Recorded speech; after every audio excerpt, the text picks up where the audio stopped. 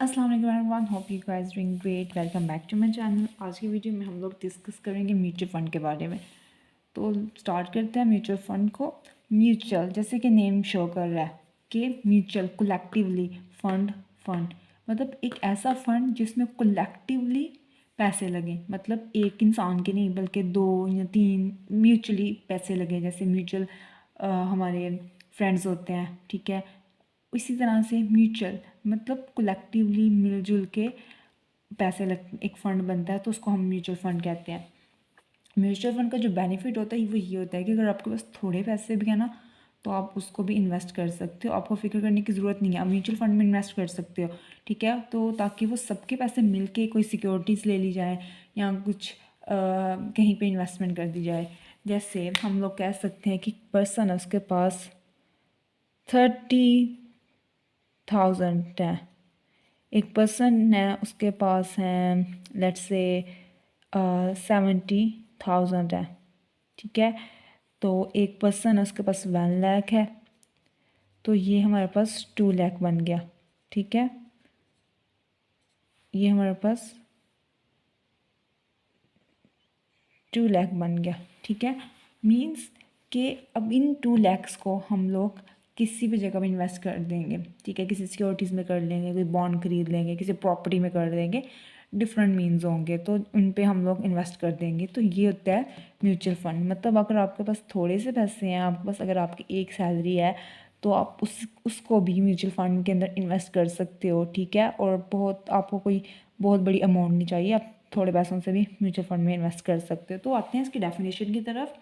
It's professionally manage investment fund that pools money from many investors, ठीक है। ये professionally managed investment है, ठीक है।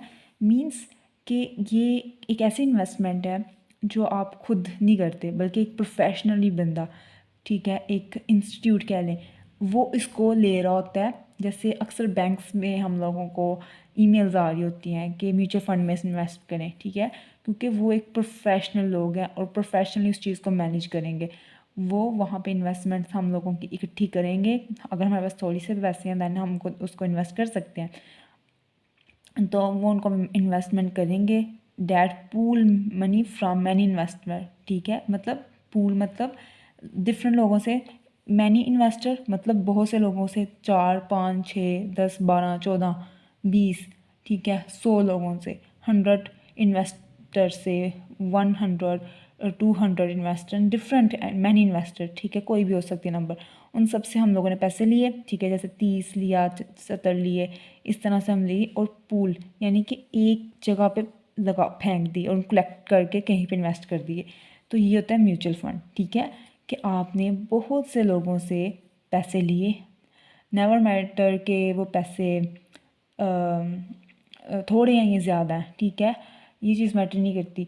तो आपने उनसे पैसे लिए, पूल मतलब इकट्ठे कर लिए। देन आपने ये नहीं करना कि 70,000 को हम लोगों ने कहीं पे इन्वेस्ट कर दिया, ठीक है, ऐसे नहीं। आपने सबके पैसे लेने हैं, कलेक्टिवली इकट्ठे करने हैं, देन आपने कर लेना जो करना है। इस तरह से काम करता है। And purchase securities and also sell them shares, ठीक है। अगर आपने इन सबको पैसे को इकट्ठा किया देन आप कुछ भी कर सकते हो। आप किसी कंपनी की सिक्योरिटीज़ परचेज़ कर सकते हो, किसी शेयर्स परचेज़ कर सकते हो। उसके अलावा आप लोग कमर्शियल पेपर परचेज़ कर सकते हो, डिफरेंट काइंड ऑफ सिक्योरिटीज़ आप लोग परचेज़ कर सकते हो। या फिर उन बंदों को जिनके पास पैसे हैं, ठीक है, उनको आप शेयर भी सेल कर सकते हो। लेट्स से कि मेरे पास अगर 70,000 है, तो मैंने उनको 70,000 दिया, तो उसके एक्सचेंज में मैंने उससे शेयर्स परचेज़ कर लिए हैं, ठीक है। तो इस तरह से भी इसकी वर्किंग होती है। मतलब आपकी पैसे मैटर नहीं कर रहे होते, ठीक है। तो ये कॉन्सेप्ट था म्यूचुअल फंड का कि कलेक्टिवली हम लोग पैसे लेते हैं लोगों से, ठीक है, थोड़े हों ज़्यादा हों जितने भी हों, और इकट्ठे हम लोग किसी भी जगह पर इन्वेस्ट कर देते हैं। आगे हम लोग इसके बेनिफिट्स देखते हैं कि म्यूचुअल फंड के बेनिफिट्स क्या हैं। लिक्विडिटी इंटरमीडिएशन मींस कि यहाँ पे हम लोगों को लिक्विडिटी का कोई इशू नहीं होता। आप इजीली जब चाहें म्यूचुअल फंड में इन्वेस्ट कर सकते हैं और म्यूचुअल फंड से निकलवा सकते हैं पैसे। दैट से अगर आपको पैसों की ज़रूरत पड़ गई है, ठीक है, तो आपका इजीली आप म्यूचुअल फंड से पैसे निकलवा सकते हैं। इसके एक्सचेंज में आपको थोड़ी सी शायद फ़ी देनी पड़ जाए क्योंकि आप ले रहे हैं, टाइम से पहले, या फिर अगर इन केस आपने शेयर्स परचेज़ किए थे तो आप अपने शेयर बेच सकते हैं, ठीक है। या आप म्यूचुअल फ़ंड को ही बेच सकते हैं अपने शेयर, ठीक है। उसके अलावा अगर आपको पैसे चाहिए कि कोई एमरजेंसी आ गई है तो इसकी लिक्विडिटी होती है, क्योंकि इसमें तो कुछ बहुत बड़ी अमाउंट्स नहीं होती कि लोग बहुत ज़्यादा बड़ी अमाउंट में इन्वेस्टमेंट करें, तो फिर इसके लिए भी म्यूचुअल फ़ंड के लिए भी इतना मुश्किल नहीं होता कि वो आपको पैसे ना वापस कर पाए, ठीक है। अगर आपके पास बहुत ज़्यादा इन्वेस्टमेंट है तो ऑब्वियसली आप म्यूचुअल फ़ंड के अलावा दूसरे अदर मतलब इन्वेस्टमेंट मेथड्स हैं, आप वहाँ पे जा सकते हो। आप खुद की एक प्रॉपर्टी खरीद सकते हो, आप खुद का कुछ कर सकते हो, या खुद आप स्टॉक मार्केट में जा सकते हो, ठीक है। लेकिन म्यूचुअल फ़ंड का बेनिफिट जो बेसिक होता है ना, वो छोटे इन्वेस्टर्स, स्मॉल इन्वेस्टर्स के लिए ज़्यादा होता है। मतलब इसका जो बेसिक पर्पज़ है, क्योंकि वो म्यूचुअली इन्वेस्ट करते हैं। लेकिन अगर किसी के पास बहुत ज़्यादा पैसा है तो वो इंडिविजुअली भी कर लेता है। देन हमारा यहाँ फिर हम इन्वेस्टमेंट बैंक की तरफ भी जाते हैं। अच्छा, तो फर्स्ट वन है कि लिक्विडिटी। मींस लिक्विडिटी का मतलब क्या होता है कि कोई रुकावट नहीं होती, ठीक है। अब जब चाहे पैसे जमा करवा सकते हैं, जब चाहे पैसे ले सकते हैं। जैसे बैंक में अक्सर लिक्विडिटी इश्यूज आ जाते हैं, मींस बैंक से हम बहुत ज़्यादा बड़ा वो मांग लेते हैं विड्रॉल, ठीक है। उसके पास इतने पैसे नहीं होते कि वो हमें दे सके, मींस वो लिक्विडिटी इशू आ गया। लेकिन यहाँ पे आपको ये बेनिफिट है कि आपको लिक्विडिटी प्रॉब्लम नहीं है, आप पैसे ले सकते हैं, ठीक है। और इसमें भी इन केस ये हो सकता है कि उनके पास पैसे नहीं है और कोई इशू है, लेकिन यहाँ पे है जैसे बैंक में आप जैसे आपका अकाउंट है, करंट अकाउंट ही है, तो आप जब चाहें पैसे निकलवा सकते हैं। इसी तरह आप इसमें भी पैसे अपने निकलवा सकते हैं। देन हमारे पास दूसरा आ जाता है, वो है डिनोमिनेशन। डिनोमिनेशन मीन्स कि आपकी अमाउंट कितनी हो, तो इसमें डिनोमिनेशन मैटर नहीं करती। आपकी स्मॉल डिनोमिनेशन चल सकती है, ठीक है। आपकी डिनोमिनेशन जैसे कि मैंने अभी बताया कि 30,000 हो सकती है, 70,000 हो सकती है, इवन कि 20 हो सकती है, 10,000 हो सकती है। आपकी डिनोमिनेशन मैटर ही नहीं करती यहाँ पे कि आपकी कितनी डिनोमिनेशन। आप छोटी डिनोमिनेशन भी लेके जा सकते हैं, बड़ी डिनोमिनेशन भी लेके जा सकते हैं, तो उसके अकॉर्डिंगली आपको प्रॉफिट मिल जाता है। लेट्स से कि ये सारी इन्वेस्टमेंट है, ठीक है, और या ये कहीं पे इन्होंने इन्वेस्ट कर दिया, अब प्रॉफिट आया है, तो वो जो प्रॉफिट आया है ना, वो आपको आपकी डिनोमिनेशन के अकॉर्डिंग मिल जाएगा, ठीक है। अगर आपको प्रॉफिट आया तो वो प्रॉफिट आपकी डिनोमिनेशन से मल्टीप्लाई होगा, ठीक है। इतना परसेंट अगर आपको मिलना है, सबको परसेंटेज सबकी एक जैसी होती है, लेकिन वो परसेंटेज मल्टीप्लाई होती है आपकी इन्वेस्टमेंट से, तो आपको आपकी इन्वेस्टमेंट के अकॉर्डिंग मिल जाएंगे पैसे। तो ये होता है हमारी डिनोमिनेशन का, ठीक है। जैसे कि हम कहते हैं अगर आपको 10% मिलना है, ठीक है, तो आपने 30,000 इन्वेस्ट किया है, 10% प्रॉफिट आपको मिलना है, तो 30,000 का अगर आप लोग 10% लें तो हमारे पास 3,000 बनता है, ठीक है। मतलब 30,000 को आपने 10% लेना है, ठीक है। तो 10% लेने के लिए मैं तो आपको डायरेक्टली बता रही हूँ, बट ऐसे देन आपका ये ज़ीरो लेट से इससे कट गया, ये ज़ीरो इससे कट गया, मीन्स 3,000 आपको मिल जाएगा, ठीक है। आपको इतना प्रॉफिट मिल जाएगा। लेकिन अगर इस बंदे की 70,000 डिनोमिनेशन है तो इसको ऑब्वियसली फिर कितना मिलेगा, इसको सॉरी 3,000 ही था, सही है। तो अगर इसकी 70,000 डिनोमिनेशन है तो इसको भी 10% मिल जाएगा, जो कि इसका 7,000 हो जाएगा। और इसकी चूँकि 1 लाख थी, ठीक है, तो इसको कितना मिलेगा, इसको 10,000 मिलेगा। मीन्स इसको 3,000, 7,000 और 10,000 मीन्स परसेंटेज आपकी सेम होगी, लेकिन वो परसेंटेज आपकी डिनोमिनेशन से मल्टीप्लाई हो जाएगी, तो आपको आपका क्या कहते हैं प्रॉफिट मिल जाएगा। इस तरह से म्यूचुअल फंड जो होता है ना वो वर्क करता है।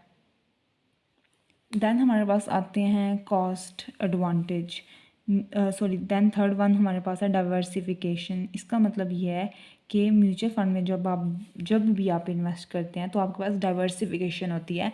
मींस आपने किसी एक सिक्योरिटी में इन्वेस्ट नहीं करना होता, आपके पास बॉन्ड की ऑप्शन है, आपके पास स्टॉक की ऑप्शन है, आपके पास कमर्शियल पेपर की ऑप्शन है, आपके पास रियल स्टेट की ऑप्शन है,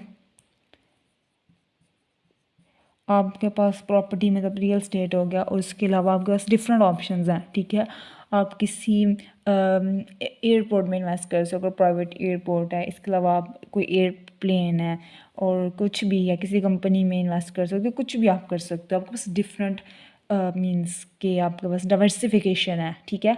डाइवर्सिफिकेशन का जो बेनिफिट होता है वो ये होता है कि आपको अगर किसी एक जगह से लॉस हो रहा हो ना, जैसे स्टॉक में आपके भी प्राइसेस डाउन जा रही हैं, बट आपको बॉन्ड से तो प्रॉफिट हो रहा है ना, ठीक है। बॉन्ड से तो आपको मिल रहा है, आपको इंटरेस्ट मिल रहा है, कमर्शियल पेपर से तो मिल रहा है, रियल स्टेट की वैल्यू तो अप जा रही है ना, ये सारी अप जा रही हैं, ठीक है। अगर ये डाउन जा रही है तो फिर ये आपके लॉस को, ये तीनों चीज़ें आपके लॉस को कवर कर देंगी, ठीक है। इस तरह से ये वर्क करता है, मतलब ये डाइवर्सिफिकेशन करता है, और आपको प्रॉब्लम नहीं होती कि आप टेंशन में नहीं आते, ठीक है।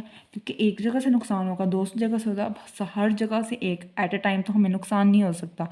तो इस तरह से ये वर्क करता है। आप अपनी कोई फैक्ट्री खरीद सकते हैं, आप अगर आपके पास नॉलेज, ऑब्वियसली ये नॉलेजेबल पर्सन होते हैं, प्रोफेशनली एक्सपर्ट्स होते हैं, तो वो ये देख के सब कुछ करते हैं। देन हमारे पास फोर्थ एडवांटेज आता है इसका, कॉस्ट एडवांटेज।